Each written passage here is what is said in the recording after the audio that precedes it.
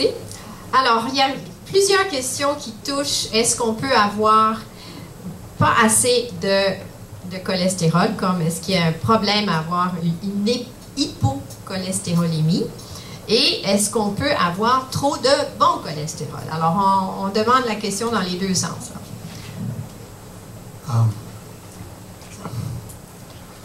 Si on est chanceux et on est hypocholestérolémique par une mutation familiale, probablement notre espérance de vie est plus longue.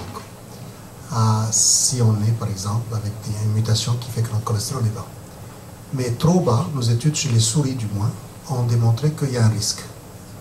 Il y a un risque parce que le foie a de la difficulté à se réparer s'il y a un accident. Donc nous croyons que trop bas cholestérol n'est pas bon. Mais il y a une limite. Alors, la limite, je crois, qui a été établie par le Canada, c'est 70 mg par décilitre, mais 1 millimolaire. Il y a des maladies rares où les gens ne sont pas capables de transporter le cholestérol dans le sang. Donc, ils n'ont pas l'ApoB, dont Dr. Seda parlait, pour transporter le cholestérol. Ces gens-là ont des niveaux de cholestérol à zéro, ou presque. Et, en fait, ils n'ont pas de maladie cardiovasculaire, mais ils ont des déficits vitaminiques. Alors, parce que vous savez que les vitamines liposolubles, vitamine A, vitamine D, vitamine E, vitamine K, sont transportées dans les lipoprotéines. Et notre plus gros problème avec ces patients-là, on en suit quelques-uns qui nous sont référés à l'IRCN, c'est de s'assurer que ces patients-là ont des niveaux de vitamines liposolubles suffisants. Et c'est pas facile. Il faut travailler fort pour maintenir les niveaux acceptables. Donc, c'est les vitamines qu'on va surveiller plus que le taux de cholestérol. Oui, chez ces patients-là, oui. OK. Quelqu'un qui demande des explications sur, on a mentionné la sensibilité à l'insuline. Peut-être que c'est Véronique qui avait parlé de ça, mais je pense que tout le monde peut y répondre. Là. Alors, la sensibilité à l'insuline, c'est le fait que l'insuline que votre pancréas fabrique devient, lorsque vous devenez résistant à l'insuline, devient de moins en moins efficace pour faire, par exemple, entrer le sucre sanguin dans vos cellules pour qu'il soit utilisé. Et donc, c'est le mécanisme fondamental du développement du diabète. Ça commence, le diabète de type 2, par une résistance à l'action de l'insuline, donc une baisse de la sensibilité à l'insuline. Et ce qu'on fait, donc, dans le diabète, pour contrer cet effet-là, le meilleur, de loin, la meilleure intervention à faire, c'est de faire perdre du poids à celui qui en a trop. Donc, le patient qui est un excès de poids, c'est la cause fondamentale du développement de la résistance à l'insuline. Et on a des multiples exemples. Là où on perd du poids, on récupère notre sensibilité à l'insuline et on n'a pas besoin de médicaments là, pour traiter notre diabète. J'ai encore vu ça la semaine dernière à la clinique. On a d'ailleurs un programme actuellement à la clinique de recherche qui va se dérouler sur 6 mois avec le Dr Farage, où on va développer une approche de traitement nutritionnel à l'excès de poids et pour contrer la résistance à l'insuline et améliorer la sensibilité à l'insuline et les paramètres métaboliques qui s'en suivent. Donc, avis aux intéressés. Est-ce qu'une stabilité ou une instabilité psychologique influence le taux de mauvais cholestérol? En fait, ce qu'on sait, c'est que peut-être, je ne sais pas si c'est Véronique qui en a parlé. Oui, tu en as parlé un peu.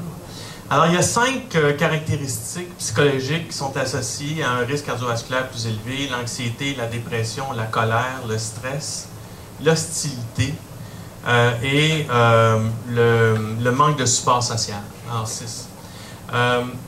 Ces effets-là sur la santé cardiovasculaire ne sont pas médiés par une altération du cholestérol sanguin, mais sont des facteurs indépendants qui viennent ajouter au risque cardiovasculaire.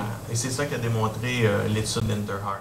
Ici, l'influence de l'hormonothérapie de remplacement sur le taux de LDL. Les femmes augmentent leur taux de LDL d'environ 15%. Donc, et ça, c'est à peu près systématique. Donc, si on donne de l'hormonothérapie substitutive, en particulier les estrogènes, c'est la perte d'estrogène qui est responsable de l'augmentation du LDL, on va voir une baisse du LDL cholestérol d'environ 15%. Donc, oui, l'hormonothérapie substitutive a un effet bénéfique sur le LDL cholestérol. Mais, le bémol à ça, c'est qu'on a eu plusieurs études qui ont tenté de démontrer que l'hormonothérapie substitutive réduisait le risque cardiovasculaire globalement. Et ça n'a pas été démontré. Donc, bien qu'on ait un effet favorable sur le LDL, globalement, il ne semble pas que, en fait, on est certain que ça ne réduit pas le risque cardiovasculaire. Est-ce qu'on doit plus s'inquiéter d'un LDL élevé ou d'un HDL très bas? Ah, bon, ça c'est clair. Il faut davantage s'inquiéter d'un LDL trop élevé. Alors, c'est bien clair que la première cible de traitement, le premier objectif thérapeutique, c'est de normaliser et d'abaisser le LDL cholestérol. Et c'est bien important de comprendre ça. Un HDL élevé ne protège pas contre un LDL trop élevé. Alors, il y a eu dans le passé, certains gens ont dit, ben, j'ai pas besoin de faire traiter mon mauvais cholestérol parce que mon bon cholestérol est élevé. Et ça, c'est complètement à bannir comme attitude. Dépendant du facteur de risque, des fois, ça peut... Oui, mais quand le LDL est trop élevé... Oui. Facteur de risque, oui. Oui. Pendant qu'on est sur le sujet, je peux juste rajouter un petit facteur, c'est qu'on parle de HDL et de LDL, et quand les gens se mettent à faire attention au régime, changent leur régime alimentaire, donc limitent les gras saturés, vont limiter parfois les graisses, il arrive souvent, et il ne faut pas s'inquiéter, c'est qu'on baisse le LDL, mais souvent le HDL est abaissé aussi. Et ça peut être transitoire. Alors les gens disent, oui, mais j'ai baissé mon LDL, mais mon HDL aussi a baissé. C'est pas grave, l'objectif premier, c'est de baisser le LDL, mais les changements alimentaires peuvent faire baisser aussi un peu le HDL. Ou peut-être une belle question à Chantal, est-ce que vous avez de noms de livres à consulter? En fait, on a ici devant nous, avec nous, on a le plaisir d'avoir Mme Lambert-Lagacé qui a écrit toute une série de livres, pas uniquement sur le cholestérol, mais qui évidemment en parle beaucoup dans ses livres, que ce soit le défi alimentaire de la femme, les recommandations chez les enfants. De livres spéciaux par rapport au cholestérol, il y a, je suis un petit peu embêtée de répondre, mais évidemment, il y a tous les sites Internet où il y a beaucoup d'informations qu'on peut aller trouver aussi sur les sites Internet. Nous, on a fait un beau guide à l'Institut aussi, qu'on peut se procurer à l'Institut. Alors, il y a beaucoup d'informations. Je pense que vous avez aussi, vous avez sur les tables un feuillet qu'on a fait dans un projet de recherche qui regroupe, qui vulgarise et qui, en fait, résume un peu les recommandations nutritionnelles par rapport au cholestérol.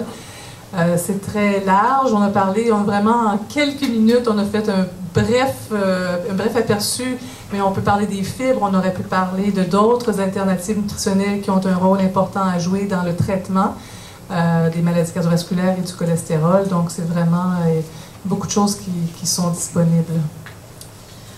Je peux vous dire que Chantal est trop modeste parce qu'elle a fait un magnifique guide sur le cholestérol et ses liens avec les maladies cardiovasculaires. Alors, communiquez avec Chantal à l'IRCN, puis elle va vous arranger ça pour le livre.